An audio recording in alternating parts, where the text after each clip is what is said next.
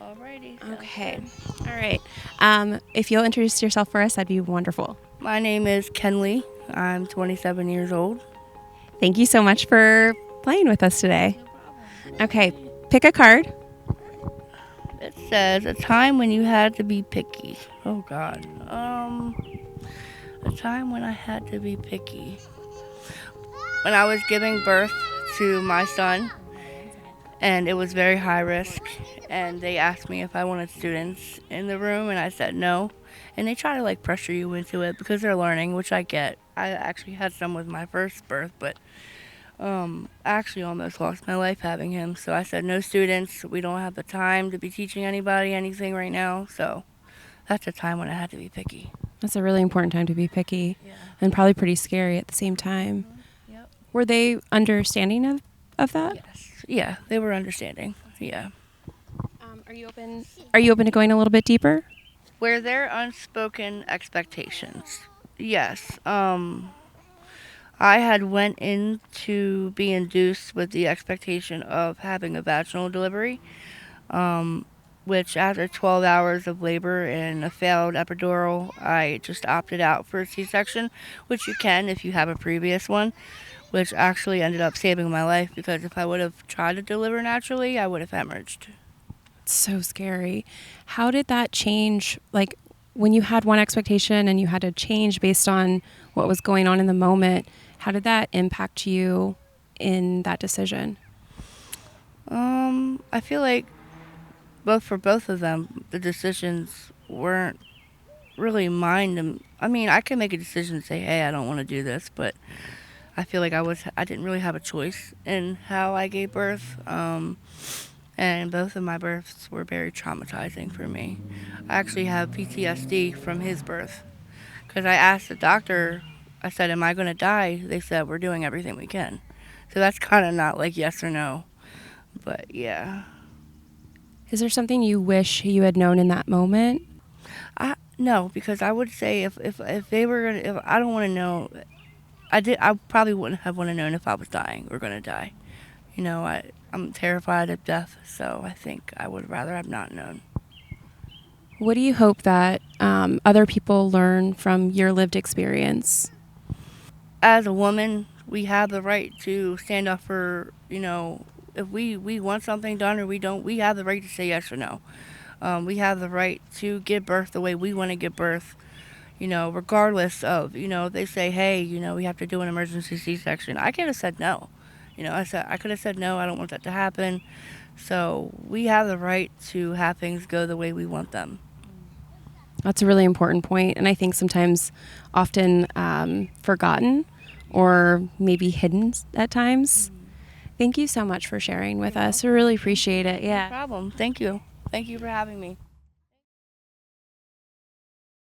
I'm Tiffany Ginyard. Nice to meet you, Tiffany. I'm going to lay out these cards, and these are our story starters.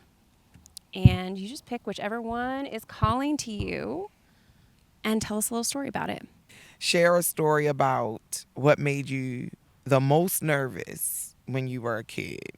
Having to show my real self. I was a kid that could hear and see and feel things. I could know that chaos is happening all across the world and be just crying in my room and like can't explain it because I'm like 5 or 6 or 7. And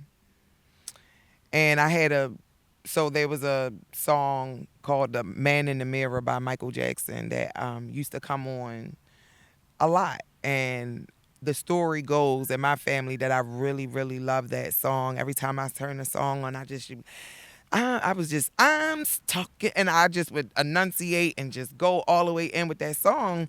And so, like, as I grew older at Christmas dinners or gatherings, when they, talking, having throwback conversations, it's like, yeah, and Tiffany loved that song, Man in the Mirror. You couldn't tell her nothing. And that song terrified me. And it made me cry. So every time that song came on, I was nervous because I had to sing to keep from crying so they won't keep asking me why. And I'm 40 years old, so I grew up in a family where if it ain't nothing to cry for, don't cry. And I mean, something that everybody can see, first of all. And so that means it's not valid if everybody can't see why you're crying. And so it became a way for me. That's how I learned how to mask, because that's how I feel people. That's how I move through the world, through vibrations. And as I'm getting older now, I'm getting more comfortable with that. But it has been a struggle because I've lived my life trying to figure out how to be with ignoring what gives me straight up answers right away. So now I'm just relearning myself. Um, and yeah, so that song, I hadn't heard that song for years. That song came up and it was more, it made sense to me than it did to my 5, 7 year old self.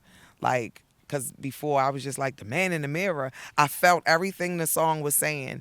And as the song would play, I would have visions in my mind about war and children dying and violence. And it was nothing like in America. It was always some far off distant country. And so I knew that those feelings had to be real because they didn't connect to any of my lived experience.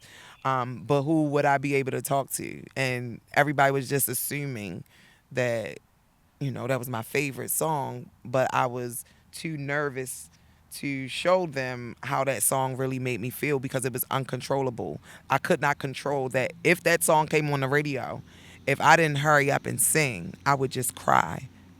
Something in me says like that we're all related, we all belong together, like something in me. And I live in Baltimore City. I've seen the worst of the worst and have been a part of it. And I still believe, like, I still believe that, like, we are all, like, there's only one of us in the room.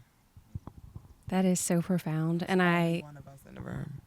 And so I really desire and I really want to see a world. I'm about to cry. But I want to see a world where more, I'm not asking for world peace before I die, but I am asking that more people like us make an attempt to show people how much alike we really are and how powerful storytelling really is. I'm a former journalist, so I'm very passionate about this kind of stuff. So I thank you all for creating this space. thank you for doing this with us. Like a whole dream come true kind of thing. Stories are really, I think, the only way that we do connect, right? It's the way that we can see beyond our differences and see that we, like you said, we have more in common. And even in the parts that are not the same as the other person, that should actually bring us together and help us be stronger and learn from each other. And I absolutely agree that we're way more connected than we think. We're just moving so fast that we don't have time to see each other, or we don't want to see each other.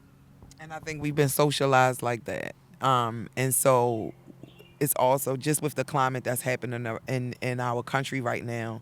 I was just talking to my mother the other day.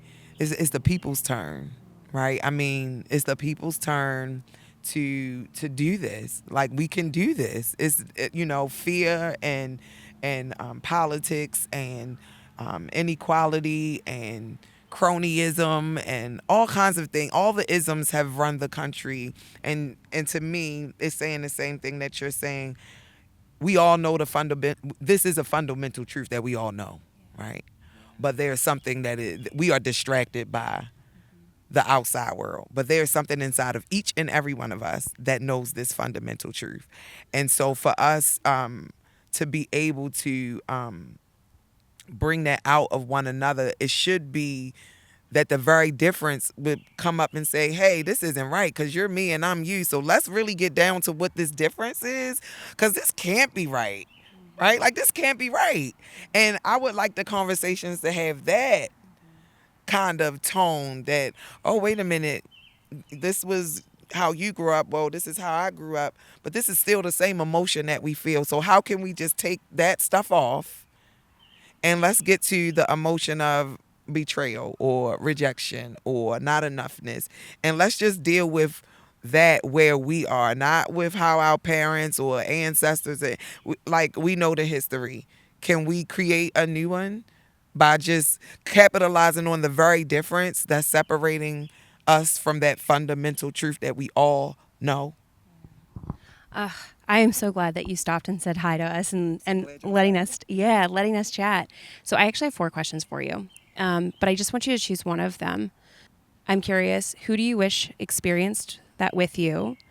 I wish, well, when I was that age, I wish that I could have my mother experience that with me, because I knew that she, even if she didn't understand, she had to, because she was my mother. And I knew that my mother was the kind of mother that would take my word for it, so that I could take her the most craziest things.